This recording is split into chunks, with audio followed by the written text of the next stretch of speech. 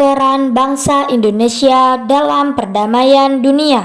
Salah satu tujuan nasional Indonesia sebagaimana tercantum dalam alinea keempat pembukaan Undang-Undang Dasar Negara Republik Indonesia tahun 1945 adalah ikut melaksanakan ketertiban dunia yang berdasarkan kemerdekaan, perdamaian abadi, dan keadilan sosial.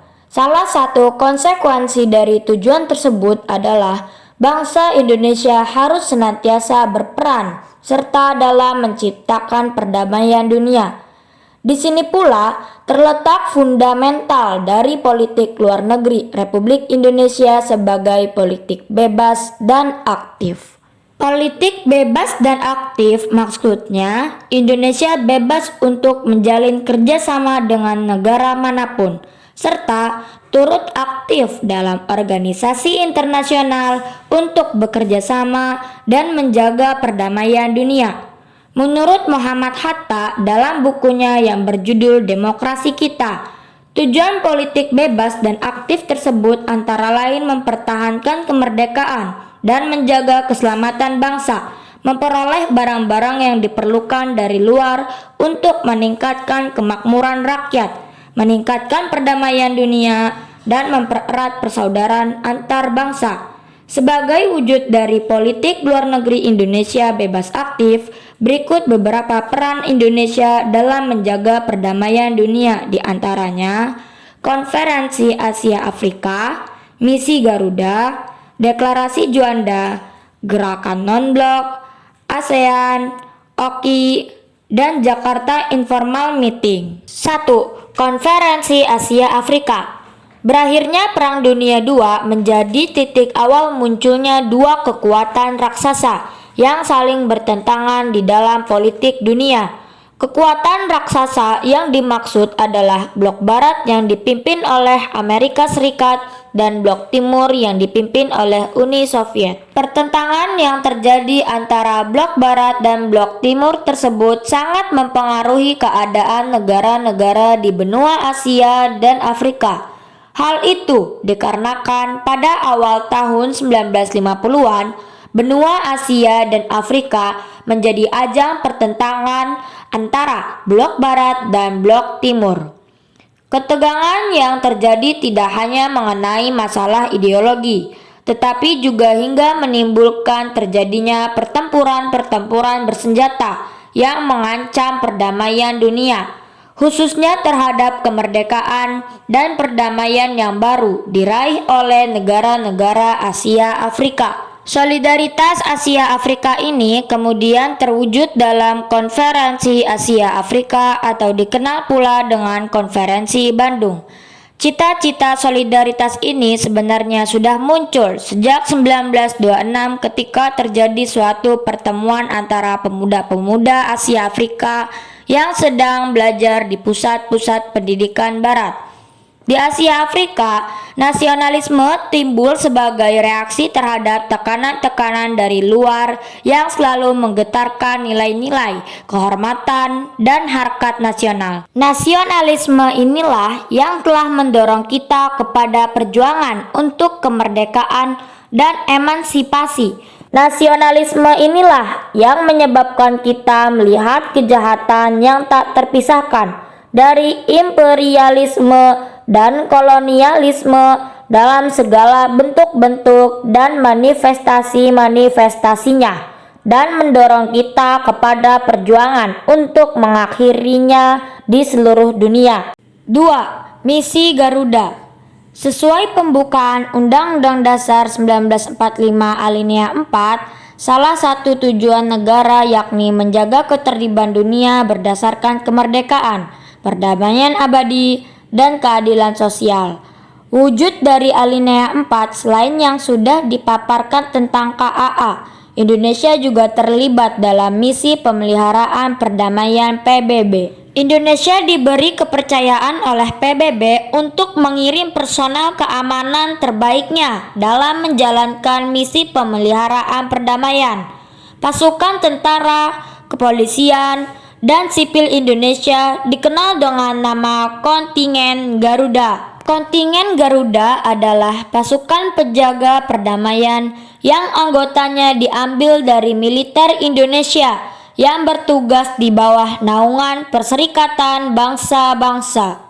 Negara-negara yang pernah menjadi tujuan dalam misi kontingen Garuda adalah negara-negara di Timur Tengah seperti Mesir, Lebanon, Palestina, Irak.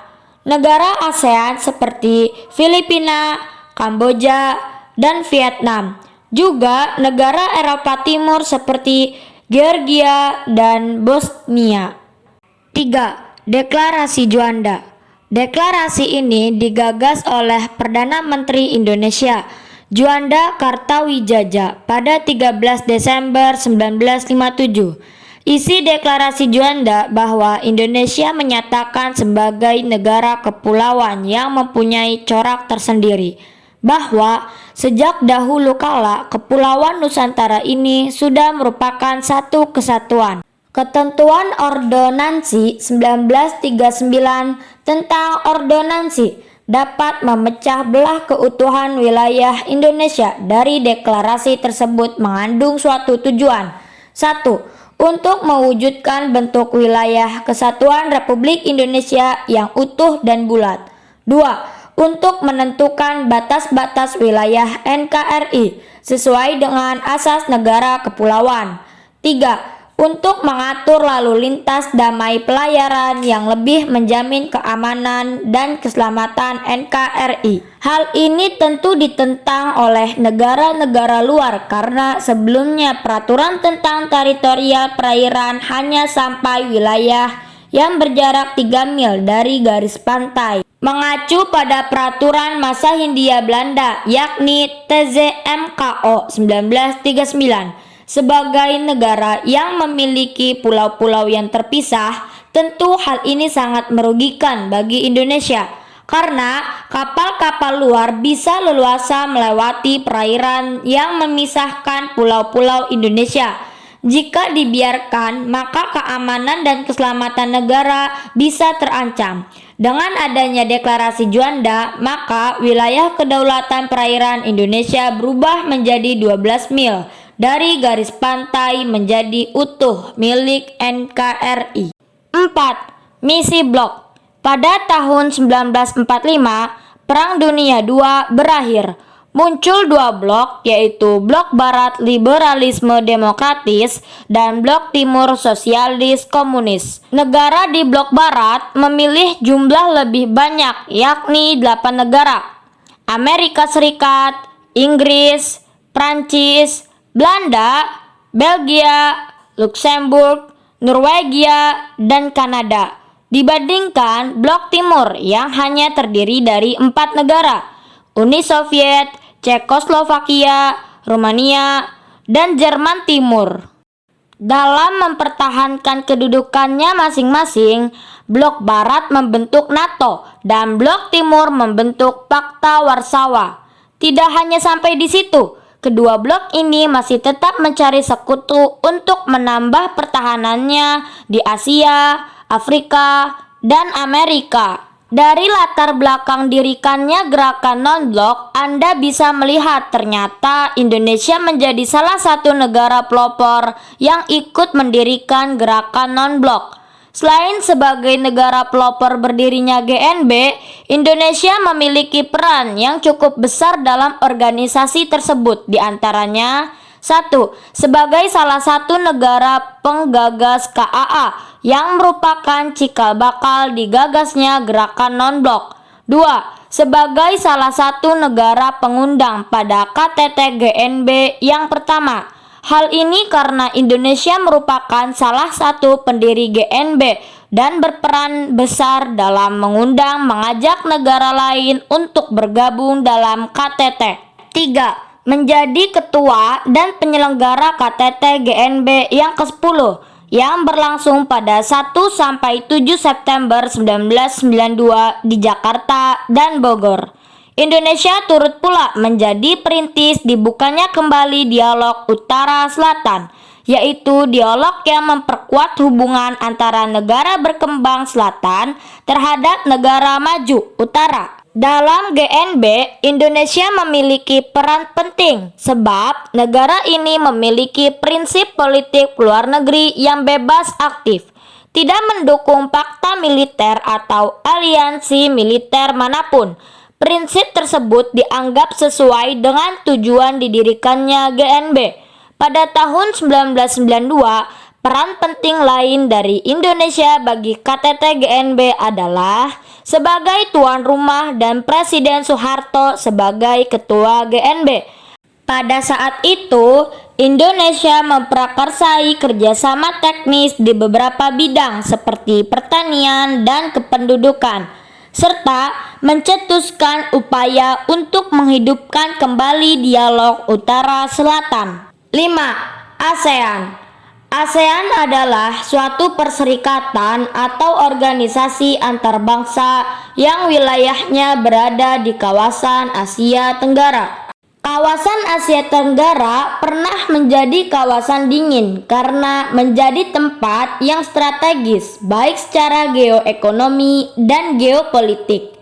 Negara-negara seperti Vietnam dan Filipina menjadi basis untuk masing-masing blok, yaitu Timur dan Barat. Konflik militer juga terjadi antara Laos, Kamboja, dan Vietnam. Selain itu, konflik bilateral juga terjadi antara Indonesia dan Malaysia, serta Kamboja dan Vietnam. Diperparah lagi dengan timbulnya konflik internal di beberapa negara, yaitu Indonesia, Thailand, dan Vietnam. Permasalahan-permasalahan tersebut tidak hanya berdampak pada stabilitas pertahanan, namun juga stabilitas ekonomi negara-negara di Asia Tenggara. Akhirnya, para pemimpin negara-negara di Asia Tenggara tergerak untuk menciptakan suasana aman dan damai. Hingga pada tanggal 8 Agustus 1967 di Bangkok, Thailand, ditandatanganilah deklarasi ASEAN dengan sebutan Deklarasi Bangkok. Pada awalnya, hanya 5 negara yang tergabung. Namun, sampai hari ini jumlah anggota ASEAN adalah 10 negara. Selain sebagai salah satu pemrakarsa berdirinya ASEAN, tentunya Indonesia juga memiliki peran tersendiri sebagai anggota ASEAN, entah itu dalam bentuk program ataupun kerjasama antar sesama anggotanya. Keberadaan ASEAN ternyata sejalan dengan sikap politik Indonesia yang mengacu politik bebas aktif. Bebas yang dimaksud berarti Indonesia tidak memihak blok manapun, sedangkan aktif berarti Indonesia turut serta mewujudkan perdamaian dunia. 6. Organisasi Konferensi Islam atau OKI. Pembentukan OKI dilatar belakangi oleh pembakaran Masjid Al-Aqsa oleh Israel pada tanggal 21 Agustus 1969. Tujuan OKI 1. Meningkatkan solidaritas Islam di antara negara anggota. 2. Melindungi tempat-tempat suci. 3. Membantu perjuangan pembentukan negara Palestina yang merdeka dan berdaulat. 4. Memperkuat kerjasama dalam bidang politik, ekonomi, sosial, budaya, serta iptek. Struktur organisasi OKI antara lain konferensi para raja dan kepala negara atau pemerintah, konferensi para menteri luar negeri, sekretaris jenderal, Mahkamah Islam Internasional, dan organ-organ khusus. Perang Indonesia dalam OKI antara lain ikut upaya penyelesaian konflik antara pemerintah Filipina dengan MNLF. Indonesia mendukung kemerdekaan Palestina dengan ibu kota di Yerusalem.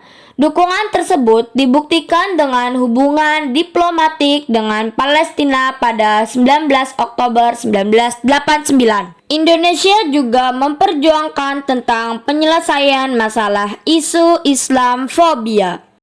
7. Jakarta Informal Meeting atau JIM. Jakarta Informal Meeting merupakan upaya bangsa Indonesia dalam ikut serta dalam menjaga perdamaian dunia terutama di kawasan Asia Tenggara. Pemrakarsa JIM yaitu Menteri Luar Negeri Indonesia Ali Alatas. JIM merupakan upaya untuk menyelesaikan konflik Kamboja. JIM 1 dilaksanakan di Bogor pada tanggal 25 sampai 28 Juli 1988 dan JIM 2 di Jakarta tanggal 19 sampai 21 Februari 1989. JIM dihadiri oleh 6 Menlu ASEAN, Menlu Vietnam dan kelompok yang bertikai di Kamboja. Hasil dari JIM antara lain: 1. Penarikan pasukan Vietnam dari Kamboja paling lambat tanggal 30 Desember 1989. 2. Akan dibentuk pemerintahan yang mengikut sertakan keempat kelompok yang bertikai di Kamboja. Akhirnya, masalah Kamboja dapat diselesaikan berdasarkan Perjanjian Paris pada tanggal 23 Oktober 1991.